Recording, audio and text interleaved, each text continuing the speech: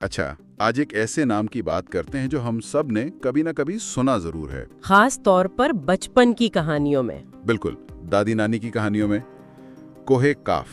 जिन्नात, परियां, देव, एक पूरी जादुई दुनिया का तस्वुर जहन में आ जाता है। जी, लेकिन सवाल ये पैदा होता है कि क्या ये सिर्फ तख़य्युल की बात है या इसके पीछे कोई गहरी हकीकत भी छुपी हुई है? देखें, यही सवाल इस मौजू को इतना दिलचस्प बनाता है। हमारे पास जो ज़राए हैं वो बहुत वसी हैं, कदीम अरबी दास्तानों से लेकर इस्लामी तारीख की किताबों तक। जी, मुस्तनद किताबों तक, और आजकल के कुछ मुहक्किकीन तो इसे जदीद दौर के कुछ पुरस्कार वाक़यात से भी जोड़ते हैं। तो आज हम इन तमाम चीज़ों को मिलाकर देखने की कोशिश करेंगे कि आखिर ये कोहे काफ का मुअम्मा है क्या। बिल्कुल, और हमारा मकसद ये देखना है कि इन तमाम रिवायात का मतलब क्या हो सकता है। चलें, इस पुरस्कार पहाड़ के राजों से पर्दा उठाने की कोशिश करते हैं। जरूर। ठीक है, तो शुरुआत करते हैं उस तस्वुर से जो सबसे ज्यादा मशहूर है, यानी अलिफ लैली वाला तस्वुर। हाँ, कि कोहे काफ एक जादुई दुनिया है जहाँ जिन्नात की हुकूमतें हैं, परियां हैं और अजीबो गरीब मखलूक़ात हैं। जी, और ये तस्वुर बहुत कदीम है। कदीम रिवायात में इसे रूहानी मखलूक़ात का मरकज़ समझा जाता था, लेकिन इसमें कुछ बहुत ही ख़ास तफसीलात भी मिलती हैं। मसलन एक नज़रिया ये है कि ये पूरा पहाड़ी सिलसिला एक ही सब्ज कीमती पत्थर से बना है। एक मिनट, पूरा पहाड़? जी, ज़ुमरुद से। वाह! और इसी सिलसिले में ये भी तो कहा जाता है कि आसमान का नीला रंग इसी पहाड़ के अक्स की वजह से है। जी, ये रिवायत बहुत मशहूर है। लेकिन आज की साइंस तो हमें कुछ और बताती है, वो रेले स्कैटरिंग का नजरिया। बिल्कुल, कि सूरज की रोशनी जब फिजा के जर्रात से टकराती है तो नीला रंग बिखर जाता है। तो फिर इन दोनों बातों को कैसे समझा जाए? एक तरफ साइंस है, दूसरी तरफ ये रिवायत। बहुत अच्छा सवाल है। देखिए, यहाँ दो अलग अलग जाविये हैं। एक है मादी हकीकत जो साइंस बताती है, ठीक है, और दूसरा है माबादल तबीयाती या रूहानी हकीकत। कदीम मुफक्किरीन के लिए हर मादी चीज के पीछे एक रूहानी वजह होती थी। अच्छा, तो हो सकता है उनके नज़दीक ज़ुमरुद का ये पहाड़ वो बुनियादी रूहानी हकीकत हो जिसका अक्स हमें मादी दुनिया में आसमान के नीले रंग की सूरत में नजर आता है। मतलब वो ये नहीं कह रहे थे कि वहाँ एक बहुत बड़ा हरा पत्थर रखा है, बल्कि ये कि आसमान की नीलाहट में जो पाकीज़गी और गहराई है उसकी असल कोहे काफ की रूहानियत है। बिल्कुल, ये एक अलामती वजाहत है। ये तो सोच का एक बिल्कुल मुख्तलिफ अंदाज है। जी, और इसी तरह ये नजरिया भी है कि ये पहाड़ जमीन के लिए एक लंगर की तरह है जो इसे खला में मुस्तहकम रखता है। अच्छा, 13वीं सदी के एक बहुत बड़े आलिम थे ज़करिया अल-क़ज़वीनी। उन्होंने अपनी मशहूर किताब अजाइबुल मखलूक़ात में लिखा है कि कोहे काफ एक जंजीर की तरह पूरी जमीन को घेरे हुए है। पूरी जमीन को? जी, और बाकी तमाम पहाड़ ज़ेरे जमीन उसकी शाखें हैं जो जमीन को अपनी जगह पर थामे हुए हैं। ये बात बहुत दिलचस्प है कि ये ख्याल सिर्फ लोक कहानियों तक महदूद नहीं बल्कि संजीदा इल्मी और मजहबी रिवायात का भी हिस्सा बन गया। बिल्कुल, और यहीं से गुफ्तगू एक नया और बहुत अहम मोड़ लेती है। आप इस्लामी रिवायात की बात कर रही हैं, खास तौर पर हदीस की। मैंने भी पढ़ा है कि तारीख़ तबरी में इस हवाले से एक बहुत तफसीली रिवायत मौजूद है। जी, और ये इस मौजू का शायद सबसे अहम हिस्सा है। ये रिवायत हज़रत अब्दुल्ला इब्ने अब्बास से मनकूल है, जो नबी करीम सल्लल्लाहु अलैहि वसल्लम के चचाजाद भाई और कुरान के अजीम मुफस्सिर थे। और तारीख़ तबरी जैसी किताब में उसका होना उसकी अहमियत को और बढ़ा देता है। बिल्कुल, रिवायत के मुताबिक यहूदी उलमा का एक वफ्द नबी करीम सल्लल्लाहु अलैहि वसल्लम की नबूवत को परखने आया और उन्होंने तौरात की बुनियाद पर कुछ सवालात किए। ठीक है। इनमें से 7वां सवाल था, कोहे काफ कहाँ है, कैसा है और इसे क्यों पैदा किया गया? यानी वो उसे एक हकीकी चीज मानकर सवाल कर रहे थे, कोई अफसानवी बात नहीं। जी बिल्कुल। तो नबी करीम सल्लल्लाहु अलैहि वसल्लम ने इसका जो जवाब दिया वो बहुत गहरा और हैरानकुन था। क्या जवाब था? आप सल्लल्लाहु अलैहि वसल्लम ने फरमाया कि ये पहाड़ पूरी दुनिया को ऐसे घेरे हुए है जैसे अंगूठी उंगली को घेरती है। ठहरिए एक मिनट, इसका मतलब तो ये हुआ कि हम जिसे पूरी जमीन समझते हैं वो दरअसल इस पहाड़ के अंदर एक महदूद इलाका है। यही मतलब निकलता है। ये हमारे जोग्राफिया के पूरे तस्वुर को ही बदल देता है। ये तो एक बिल्कुल ही मुख्तलिफ कायनाती मॉडल है। जी, फिर आप सल्लल्लाहु अलैहि वसल्लम ने फरमाया कि ये सब्ज ज़मरुद से बना है और आसमान की नीलाहट इसी की वजह से है। और इसे बनाने का मकसद? वही कि ये ज़मीन को थामे रखे और इसे ज़लज़लों से बचाए। ये बात अल-कजवीनी के नज़रिए से भी मिलती है। और क्या कोई इंसान वहाँ पहुँच सकता है? हदीस के मुताबिक वहां तक पहुंचना नामुमकिन है। उसके लिए 4 महीने तक ऐसे अंधेरे में सफर करना पड़ता है जहां ना सूरज की रोशनी है और ना चांद की। सुभान अल्लाह। लेकिन बात यहीं ख़त्म नहीं हुई। ज़राए बताते हैं कि इस मौके पर हज़रत अली रज़ियल्लाहु अन्हु भी मौजूद थे। जी, और उन्होंने इस गुफ्तगू को मज़ीद गहराई दी। हज़रत अली रज़ियल्लाहु अन्हु ने पूछा, या रसूल अल्लाह, क्या कोहे काफ के पार भी कोई दुनिया है? अच्छा। एक मशरिक में जिसका नाम कबलिका है, और दूसरा मगरिब में? दूसरा मगरिब में जिसका नाम कबलीसा है।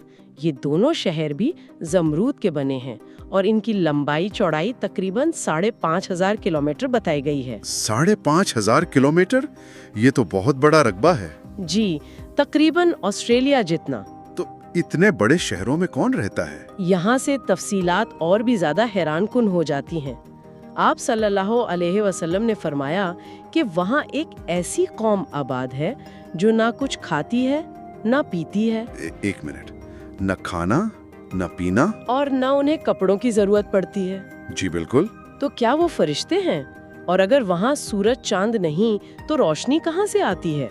आप सल्लल्लाहु अलैहि वसल्लम ने फरमाया कि वो फरिश्ते नहीं हैं, लेकिन फरिश्तों की तरह हर वक्त अल्लाह की इबादत में मसरूफ रहते हैं। और रोशनी? उनकी रोशनी खुद कोहे काफ के पत्थरों और उन शहरों की दीवारों से आती है। ये तो किसी हयातियाती मखलूक की तफसील नहीं लगती। ये तो बिल्कुल एक मुख्तलिफ किस्म की तख्लीक है। बिल्कुल। और एक और अजीब बात ये बताई गई कि उनमें सब मर्द हैं, कोई औरत नहीं। इसकी क्या तशरीह हो सकती है? क्या ये दुनियावी ज़रूरियात से पाक एक खालिस रूहानी वजूद की शक्ल है? जी, मुफस्सिरीन इसे एक ऐसी तख्लीक से ताबीर करते हैं जो मादी दुनिया की कसाफ्तों से पाक है। उनका वजूद मुकम्मल तौर पर रूहानी है और जिंदगी का वाहिद मकसद इबादत है। अच्छा।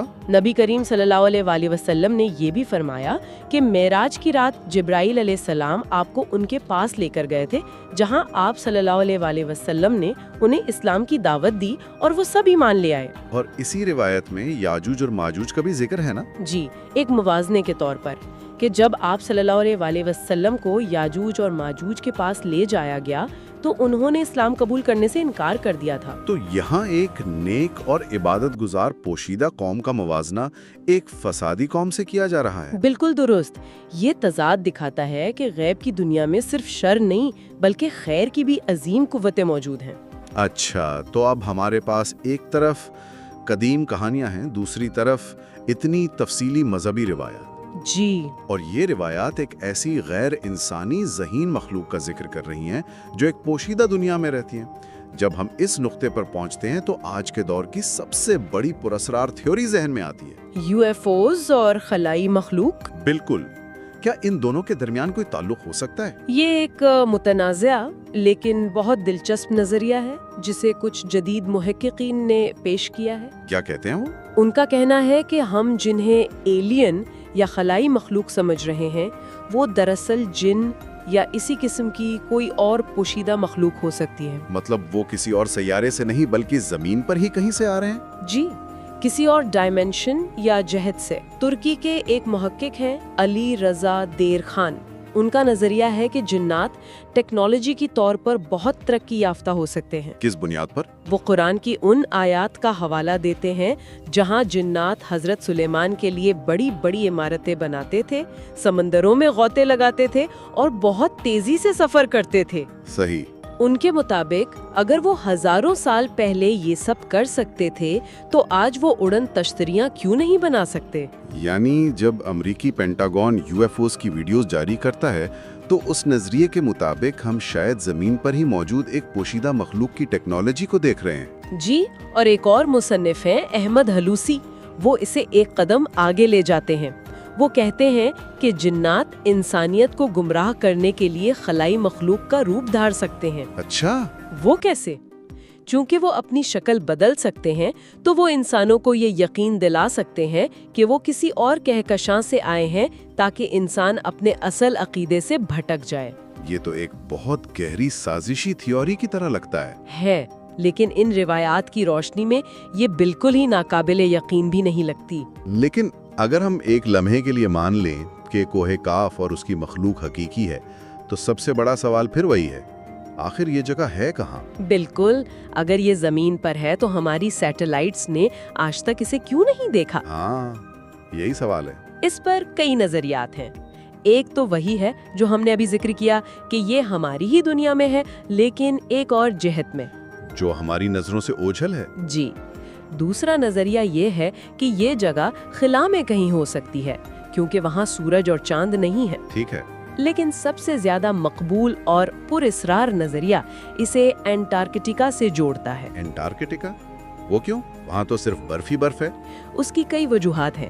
پہلی تو یہ کہ انٹارکٹیکا میں سال کے تقریباً 6 مہینے مکمل اندھیرا رہتا ہے، جو حدیث میں بیان کردہ 4 ماہ کے اندھیرے والے سفر سے کچھ مطابقت رکھتا ہے۔ یہ ایک دلچسپ نکتہ ہے۔ اور دوسری زیادہ ٹھوس وجہ 16ویں صدی کا ایک نقشہ ہے جسے پیری ریس کا نقشہ کہا جاتا ہے۔ ہاں، میں نے اس کے بارے میں سنا ہے۔ اس ترک ایڈمرل کے بنائے ہوئے نقشے میں انٹارکٹیکا کا ساحل دکھایا گیا ہے، لیکن بغیر برف کے، اور اس پر ایک پہاڑی سلسلہ بھی نظر آتا ہے، جو آج بھی سائنسدانوں کے لیے ایک معمہ ہے کہ یہ کیسے بنایا گیا۔ بالکل۔ اور اسی سلسلے میں ایک امریکی navy officer admiral Richard bird کی کہانی بھی بہت مشہور ہے۔ جی، ان کی ایک مبینہ ڈائری کا ذکر ہوتا ہے جس میں انہوں نے انٹارکٹیکا کے اوپر پرواز کے دوران ایک بالکل مختلف دنیا دیکھنے کا دعویٰ کیا تھا۔ یہ ایڈمرل برڈ نے 1940 اور 50 کی دہائی میں انٹارکٹیکا کے لیے کئی مشنز کی قیادت کی۔ ان کی مبینہ ڈائری کے مطابق ایک پرواز کے دوران وہ راستہ بھٹک گئے، اور جب بادل چھٹے تو نیچے کچھ اور ہی تھا۔ جی، نیچے برف کے بجائے ہرے بھرے پہاڑ، وادیاں اور عجیب و غریب جانور تھے۔ انہوں نے وہاں ایک ترقی یافتہ تہذیب سے ملنے کا بھی دعویٰ کیا جنہوں نے انہیں ایٹمی ہتھیاروں کے خطرات سے آگاہ کیا۔ لیکن یہ کہانی سرکاری طور پر تو تسلیم نہیں کی جاتی ہے نا، اسے اکثر ایک من گھڑت قصہ ہی سمجھا جاتا ہے۔ بالکل، اس کی کوئی مصدقہ تصدیق موجود نہیں۔ لیکن سوال یہ ہے کہ یہ کہانی اتنی مقبول کیوں ہوئی؟ کیونکہ یہ انسان کی اس قدیم خواہش کو تسکین دیتی ہے کہ ہماری دنیا میں کہیں نہ کہیں ایک پوشیدہ، خالص اور ترقی یافتہ دنیا موجود ہے، چاہے اسے اٹلانٹس کہیں، شانگریلا کہیں یا کوہ کاف۔ بالکل۔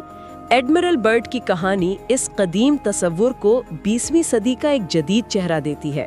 تو اگر ہم آج کی گفتگو کا خلاصہ کریں تو کوہ کاف کا سفر ہمیں قدیم داستانوں کے دھندلے راستوں سے گزار کر اسلامی روایات کی ٹھوس زمین پر لاتا ہے، جہاں اس کا ایک بہت ہی تفصیلی اور گہرا تصور موجود ہے۔ اور پھر یہ سفر ہمیں جدید دور کی پراسلاریت یعنی UFOs اور انٹارکٹیکا کے سرد رازوں تک لے جاتا ہے۔ جی، یہ صرف ایک پہاڑ کی کہانی نہیں بلکہ حقیقت، عقیدے اور انسانی تجسس کی کہانی ہے۔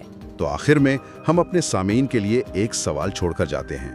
اگر کوہ کاف اور اس سے جڑی روایات، چاہے وہ مذہبی ہوں یا جدید، ان میں ذرا بھی حقیقت ہے، تو کیا اس کا مطلب یہ ہے کہ حقیقت ہماری سوچ سے کہیں زیادہ وسیع اور عجیب ہے؟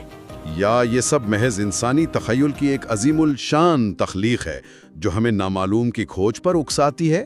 شاید اصل سوال یہ نہیں کہ کوہ کاف کہاں ہے، بلکہ یہ ہے کہ ہمارے اندر اس جیسی پوشیدہ دنیاؤں کو تلاش کرنے کی خواہش کیوں موجود ہے۔ یہ سوال ہمیں مجبور کرتا ہے کہ ہم حقیقت اور افسانے کے درمیان کی باریک لکیر پر دوبارہ غور کریں۔